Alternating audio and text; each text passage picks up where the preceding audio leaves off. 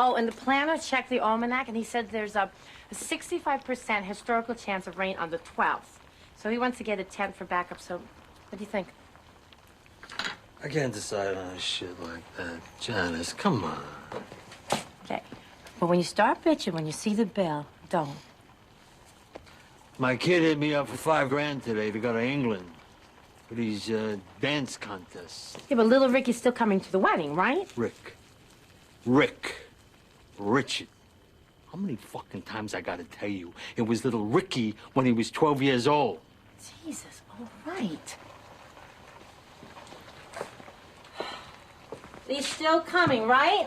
He wouldn't miss an opportunity to fucking foxtrot and tango in front of everybody. Ballroom dancing is a legitimate art form. Carries my name, Richard. Fucking discatiad. My nephew Jackie. I couldn't have a son like that. You know, you came home with a fucking attitude today. You know, I've been in this house cooking your fucking dinner and taking care of that fucking black hole upstairs all day. Your voice down. She hears everything. Not tonight. I gave her 2 Nebutols. Because I thought maybe we'd want to have sex, but not likely. My fucking dinner on the table and keep your mouth shut. Now you shut up. But just because he's a ballroom dancer, you think your son is gay. And what if he was gay? What difference does it make? Oh.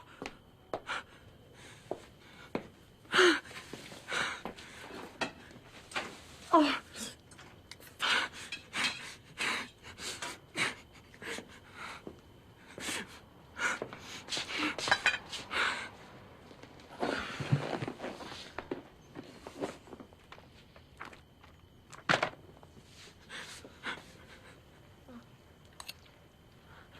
Who are you looking at?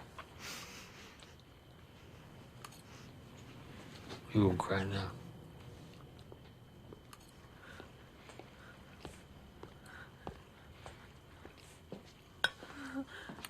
Get the fuck out of here. I'm in no mood for your... Ow. Oh.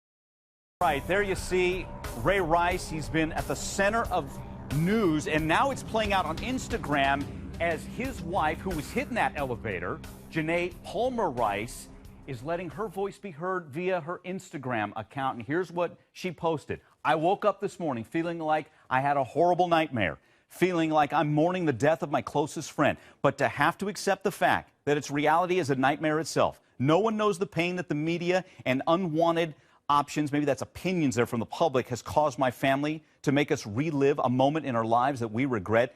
Every day is a horrible thing. She goes on to say, to take something away from the man that I love, that he has worked his blank off for all of his life just to gain ratings, is horrific. This is our life. What don't you all get? If your intentions were to hurt us, embarrass us, make us feel alone, take all happiness away, you've succeeded on so many levels. Just know we will continue to grow and show the world what real love is. Ravens Nation, we love you. Again, that is from Janay Palmer Rice, and we know the situation. We've seen the video obtained by TMZ of her getting knocked out. February 15th incident. We know since that time, Ray Rice has been suspended indefinitely by the NFL and fired from the Ravens. Joining us now, by the way, special guest Tanya Young-Williams. She was married to former NBA player Jason Williams, spokeswoman for the National Domestic Violence Hotline, and she was in an abusive relationship. So we want to hear your story, but first off, your reaction to Janay Rice's Instagram post there. Her comments and her Instagram posts are typical of a victim of domestic violence. She is in love with her husband. I would have been shocked had she come out with anything else than saying, I love him, leave us alone, because this is a private matter. In her mind, the media is blowing a private situation out of proportion. And it's this old saying, you can't see the forest from the trees. When you are in a domestic violence situation, that adage never is more true. Can they work through it? You know, they need a lot of counseling. He needs a lot of counseling. She needs a lot of counseling. The bottom line is she loves him more than she loves herself. That's the truth, and that's reality. Abusers don't just change. They need anger management counseling. They need to dig down deep and realize, how can I handle horrible situations? Instead of using my hands, instead of using hurtful words, how can I manage my feelings without beating up someone I supposedly love? So it will take a lot of work, a lot of counseling, and a lot of support. They need to listen to people who have been there, done it, and who have grown from the situation. Got it. In your situation, was it more physical, verbal abuse, Tanya? What I don't want people to do is to think that one weighs more heavily than the other. Any type of debilitating. So whether it is physical, emotional, psychological, her and essentially to her whole world. So my situation was a little bit of everything. But I often tell people, what was scary for me is that I knew that fighting back, I probably would not have stopped, and I would have killed my abuser, and then I would not have been there for my children. So we all have to come to points where we look at the situation and say, what is necessary for me to protect myself and for me to protect my children? And her light bulb needs to go on before it's too late. You know, there's a couple of hashtags out there, Tanya. I want to get your take on them. One is why I stayed, and the other is why I left. On the why I stayed, Andrea posted this. Basically, I thought bringing him into a loving home would make him want to change. Is that a prevalent feeling among someone in an abusive relationship? I can make them change? Absolutely. As women, we are nurturers by nature, and we think that we can fix the situation. We think that if we love him enough, if we give him everything he needs, if we act in a certain way, then of course it is rational to assume that he would stop hurting me. But you have to realize you cannot expect an irrational person to act rationally. So we don't have the capacity, just because we want to love, to change an abuser's psychological makeup. There you go. Okay, the other part of this, and we want to welcome in Lonnie Coombs, who is a great attorney, former prosecutor. Also, Mike Freeman's with us, Bleacher Report lead NFL writer. Is the hashtag Goodell must go. That NFL Commissioner Roger Goodell did not do a good job handling this. Here is a couple of comments. Markey posted this, or tweeted this out. NFL commish should step down. Goodell must go, either incompetent or deliberate, into the Ray Rice investigation. Here's another one from Vida. Goodell must go. He saw Rice drag his wife out of the elevator. He had full knowledge of what happened. Unconscionable cover-up. And Mike, I'll start with you on this one as we look at this again. The prevalent argument is it's either Goodell and the NFL did not do a thorough investigation and demand that video, or they saw it and look the other way. Their statement on this is this from this morning: security for Atlantic City casinos is handled by the New Jersey State Police. Any videos related to an ongoing criminal investigation are held in the custody of the state police. As we said yesterday, we requested from law enforcement any and all information about the incident, including the video from inside the elevator. The video was not made available to us. So that's what they're saying. Mike, to you. Goodell must go is the hashtag. Will he go or will he stay? Well, first of all, I don't think he's going anywhere. You just had a few minutes ago, or actually maybe a few hours ago, one of the most respected owners in the NFL, Robert Kraft, say he thinks Goodell did a good job. Now, whether that's the debatable point, but when a major owner, someone of who owns the New England Patriots, someone of that stature, backs Goodell, there's almost no chance he's going anywhere.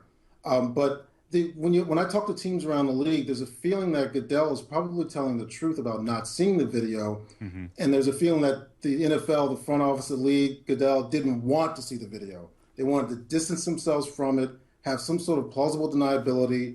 They didn't see it. They didn't want to see it. They want to keep as far away from it as possible. That's what I'm hearing. That is actually, to me, pretty plausible, pretty NFLian to sort of just play ignorant and say they didn't see something that was really horrible. Got it. Lonnie, again, you're a former prosecutor. Looking at this, Could the NFL have gotten that video if they really wanted it? If they really wanted it, absolutely. Look, their security force is one of the most sophisticated ones out there. It's made up of former police officers, FBI agents. They know how to get a video. Whether it meant going to the law enforcement more, saying, look, we really want this video, going to the casino itself, or go to Ray Rice. His attorney had the video. All they had to say is, look, we're doing this investigation. We want your cooperation. We need that video. If they wanted it, they could have gotten it, but it's clear they didn't want it. And it's either naivete about the seriousness of domestic violence, or is this intentional disregard for wanting to know the full truth of what happened? Hey, Tanya, one other thing that Roger Goodell is getting criticized for is the interview he had, that he violated basically rules of a case like this where you're interviewing Janay Palmer Rice with Ray Rice present. How bad is that?